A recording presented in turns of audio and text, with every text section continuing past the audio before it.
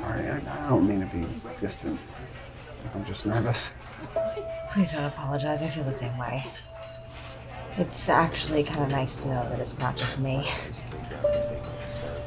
Harry, I gotta say, I'm a little surprised. You're a bit different than I anticipated. Sorry to disappoint, I guess. Trust me, it wouldn't be the first time. You still want to do this, right? Of course I do. I'm just teetering on starving, so if we can maybe put an order in, talk about ourselves for a bit. Okay.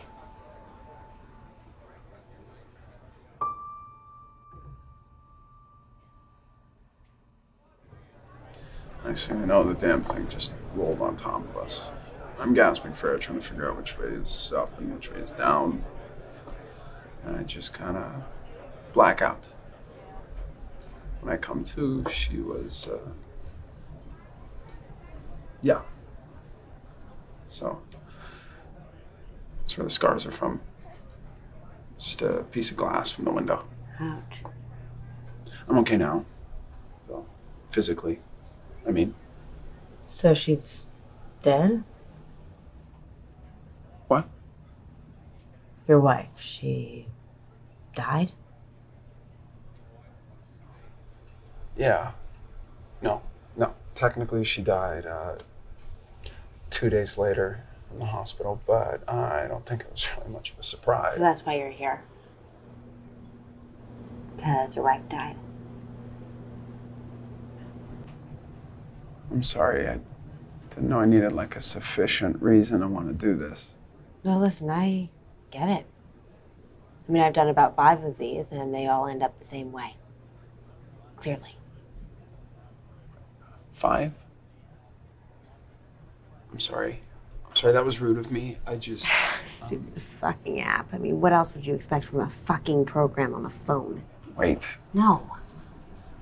I mean, you clearly haven't put a half-second thought into this, and you clearly have no idea what you're doing. So if this is some sort of thrill for you, or some way to spice up that pathetic little life of yours, then I'd suggest that you kindly go fuck yourself. Hey, please.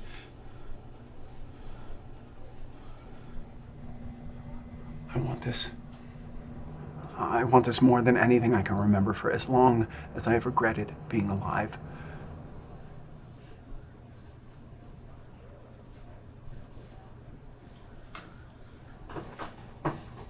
You don't know that, Harry. The only reason why you're here is because you think your little incident was some sort of tragedy only unique to you. People die. Get over it. I just didn't know what else to do. Right? I thought that this program was supposed to help people with that. Well, you thought wrong. This isn't about your fucking pity party.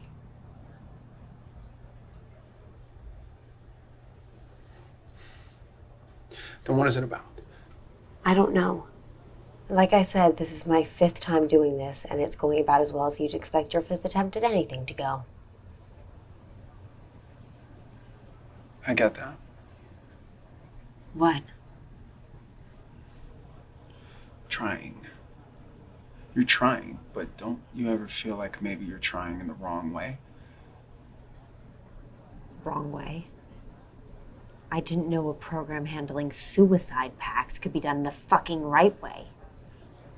Listen, I don't know anything. Yeah, clearly. About this. About you. About my situation. All I know is I couldn't keep doing what I was doing before. Sitting around thinking about what happened, about what I did wrong, about how the one person in the entire world who actually understood me left me alone to figure it out for myself. She didn't leave you. She died. Then why does it feel like she did?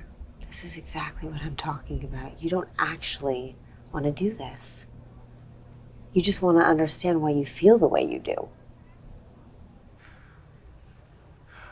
I just wish somebody had told me about the laziness of grief.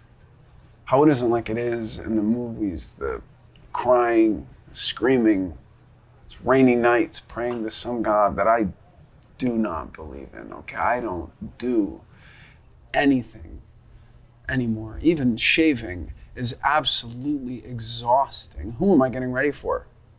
How, that the mailman? Is that the right way of doing things?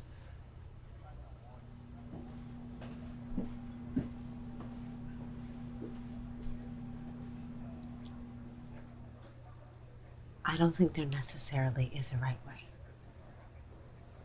I think, and you can take this with a grain of salt, but I think that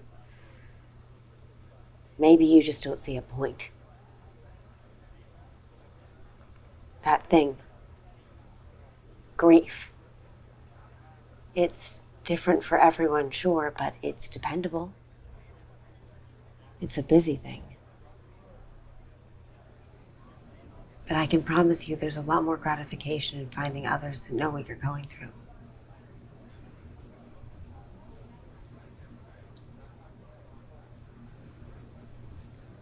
That actually makes a lot of sense. It's not about winning or doing something right. It's just about doing a little bit better each time. Okay, if you feel that way, if you have all the answers, then why are you here? Maybe if I knew the answer to that question, then I wouldn't be here in the first place. Your problem stems from an event. Your feelings, your grief, they can all be traced back to one thing.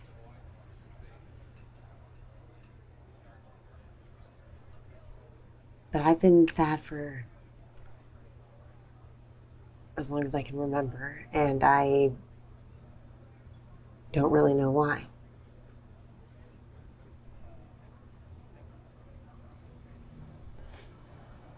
And those other times you tried this? Oh, they all backed out, of course, every time without fail. Once we talked for a bit, they decided life was still worth living, I guess. But you know what they say?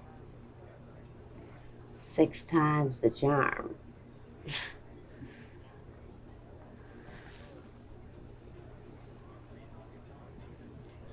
All right. Well, this has been fun. I hope you found like a new lease on life or whatever.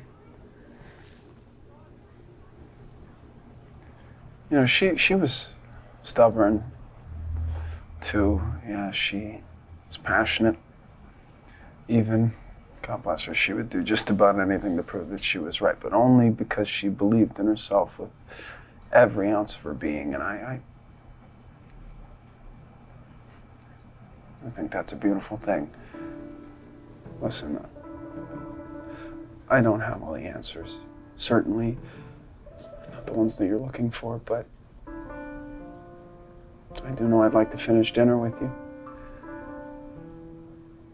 No, I can't force you to feel any differently than you do now.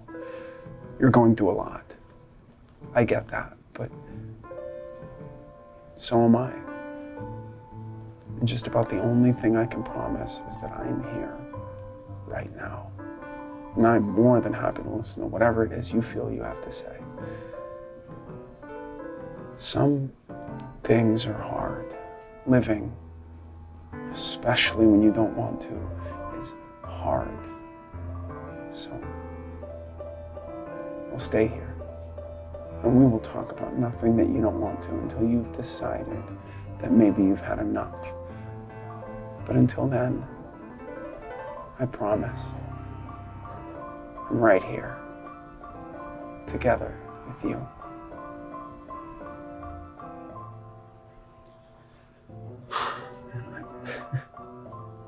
I'm sorry. I'm sorry. Can we start over?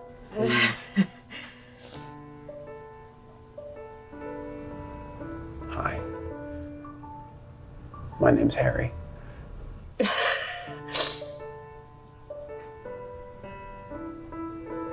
I'm May.